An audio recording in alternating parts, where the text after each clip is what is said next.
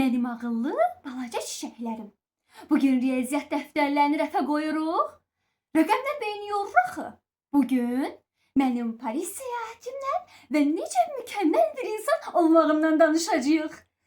Müəllimə, anam dedi ki, sən vurma cədvəlini öyrənməsən, gələcəkdə heç satıcı da ola bilməyəcəksən. Ay bala! Kızım, sənin anan sadəcə bir ev xanımıdır da. Sən niyə satıcı olmalısan ki? Sən gələcəkdə mənim şəxsi köməkçim olarsan, mənim çantamı daşıyarsan.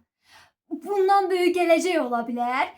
Hə, indi də görüm satıcı olmaq yaxşıdır, yoxsa mənim şəxsi köməkçim olmaq? Müəllimə, əlbəttə ki, şəxsi köməkçiniz olmaq.